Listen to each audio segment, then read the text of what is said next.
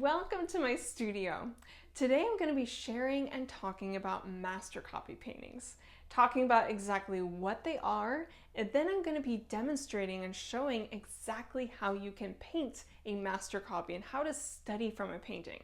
Now what's really exciting about this is that doing a master copy allows you to learn from artists in the present or from the past, even if they passed away 500, 600 years ago. But before I jump into the demonstration, I first want to make it very clear as to what exactly master copies are. And I will do that in part by showing you examples of master copies that I have made in the past. So here is an example of one. And I'll also at the same time, I'll try to show an image to the side where you can see the original that I was looking at and studying from and working from. So here is a painting by Degas. It's a portrait, of course, as you can see, and it's there's much more to this. Of course, I just focused on the woman's head here, and it was my just desire to really work on studying portraits more, and specifically from Degas, because I love Degas' portraits, and I wasn't trying to create an exact copy. I was just looking at how he was working with the color spots in the painting and how he was breaking things down, how he was working with edges, how he was working with light and dark values. So in a way, I was really looking at these fundamental elements of painting and how Degas was working with them. So my focus wasn't on creating an exact copy of this painting or trying to recreate something. It was to study the painting and to gain a deeper understanding of how Degas worked and kind of what made this painting so great and good. One can learn a lot by looking at a painting, but you learn so much more when you actually study it, whether you're drawing from it or whether you're painting from it. You'll find yourself realizing you gained so much more, you understood so much more than you ever thought was there when you actually do a master copy after it. So this is an example of kind of portrait. Obviously not totally finished, but that wasn't the point. Of course, like I was just talking about, the point wasn't to create an exact copy of the painting and kind of have this facsimile of it. It's to study from it.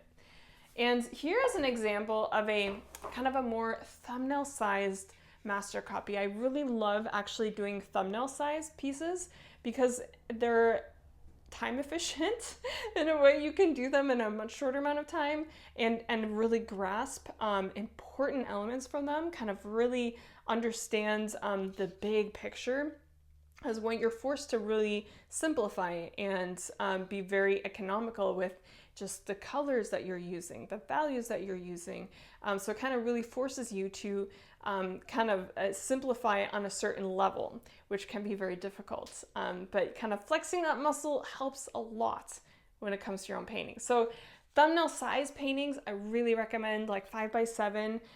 Do try it out yourself. They're amazing to do landscapes with that sort of master copy here. Hopefully you can see it better there. Again, this one's by Corot, and I'll try to show image of the actual landscape here to the side so you can see that.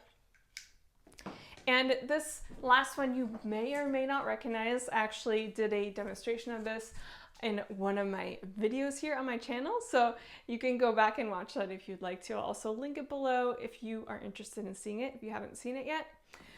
This is a copy, actually in a way it's a master copy after a sculptural relief by Ghiberti, who is a sculptor kind of in Florence and during the Renaissance, earlier Renaissance time period. So this is a very different type of master copy because it's actually after a sculpture, but it's still a master copy. So there's lots of different ways to study art and do master copies. It's it's really important to do something that you really love and like, to look at artists that you admire them so much, you love their work, and you really want to learn from them.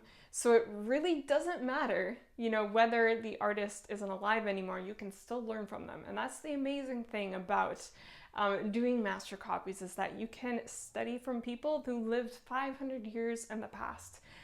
So that's what's just so incredible. All right, for the demonstration now, I'm going to be painting and working from a painting by Diego Velázquez.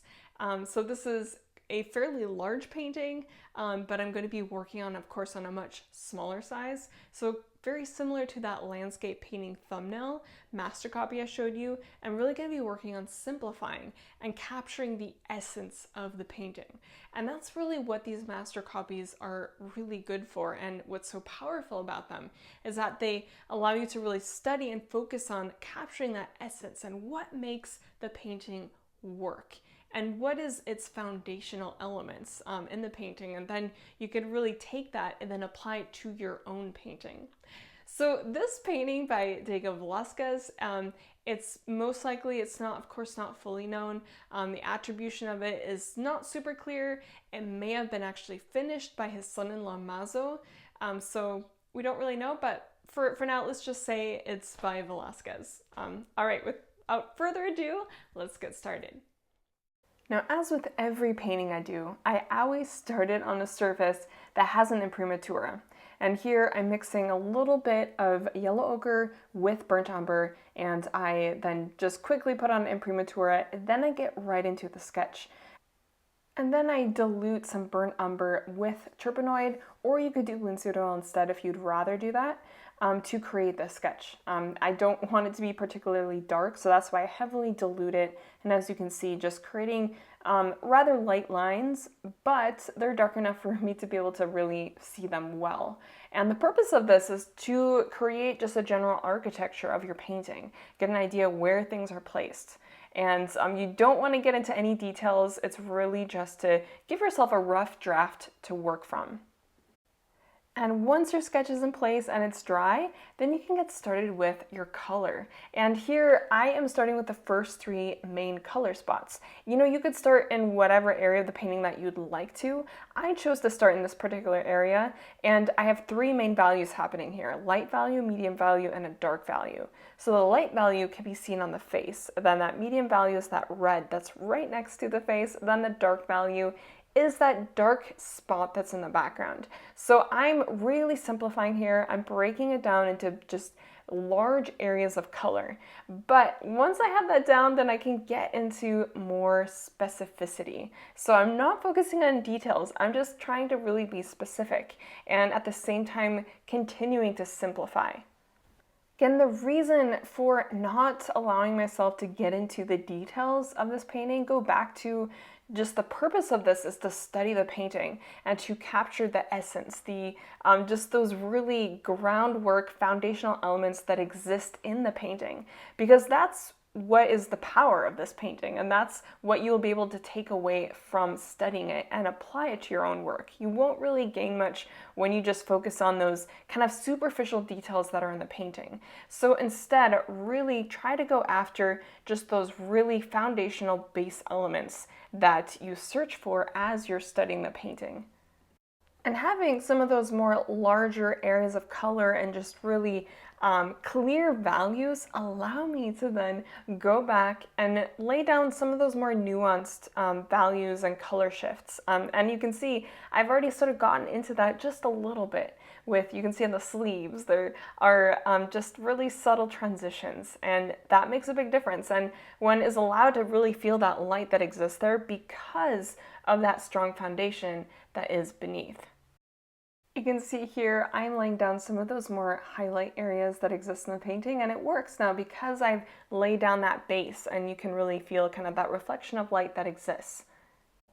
But it's always important when doing master copy studies to not let yourself get too carried away with some of these more highlight areas. It's actually best to wait till the end, but I wanted to show you at this stage. All right, so it's really important to work with the background at the same time as your main subject matter.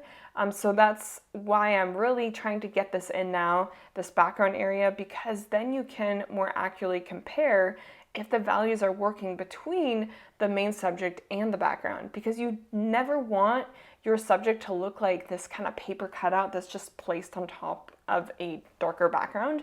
You need it to feel like it's living in that space and like it's part of the background in a way. And while I'm painting that, I'm of course studying how Velasquez is doing that and what he's doing to make that figure feel like it's really part of the background. And as I'm painting this, that working with this figure-ground relationship and how the background is relating to the foreground, I'm of course studying how Velasquez did it, what he did to just make his figure feel like it's really sitting in that space and living in that atmosphere. And I noticed that there are aspects and parts of the figure that are very similar in value to the background. And you'll notice this happen as this painting progresses, but you will see kind of in that lower left area, I just recently painted that darker in value, and you'll notice other parts that will also be painted similar in value to that. And as we kind of study what he did and then try to recreate that. Now, in a similar way as those more lighter highlights on that upper part of the skirt, or were in kind of in front of the gray area, I'm now also able to pull out some of those more reflected highlight areas in that red part of the skirt. And this works because of that strong foundation that we've already built up and kind of really created that really clear value structure. And so we're able to really pull out those more kind of highlight shiny areas.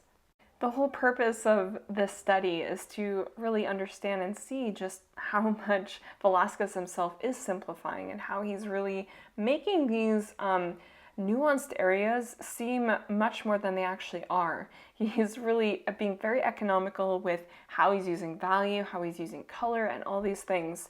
And these areas where we see these incredible reflected lights and all this, it's really comes down to very simple uses of value. And that's what we're studying, that's what we're using here. The more you do this and do these studies, these master copy studies of different artists that you really admire, the more that their traits and just the way that they see value and use color and all these things, they'll become part of how you paint. You'll absorb these things, and that's why it's really important to incorporate this as part of your own painting practice. We are fortunate to live in an age where we have access to so many different paintings by such a great variety of artists, from both in the present and also from the past, who've lived hundreds and hundreds of years ago. So take advantage of that and study the artist's work that you absolutely love. One of my instructors would describe it as just taking all these artists' paintings that you love and putting them in a blender, and then out comes a kind of painting that is you, that you really like. So use that. Take these paintings that you love, artists' work that you love, and study them all, and then you will be able to take away from the different artists the aspects of their work that you really, really love and incorporate that into your own painting practice.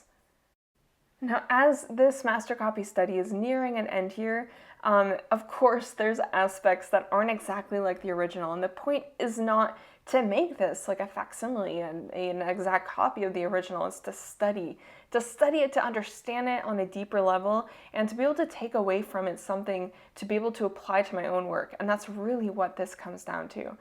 Because at the end of the day, you don't want to come away with just a pretty painting. You want to learn something that you can put into your own work. And to really learn from a painting and be able to incorporate what you learn to your own work, it's important to approach it just as we've done here in this demonstration, to see it in terms of value, color, edges, geometry, composition, to view it in terms of the fundamentals of painting, the abstract elements of painting. So that is the best way to break down a painting and to approach it, because those are all of the elements that make a painting what it is. All right, so here's the painting that was demonstrated. The reason why I chose this particular one was because there's just so much going on in the painting, and I felt it would be a really good exercise in simplifying.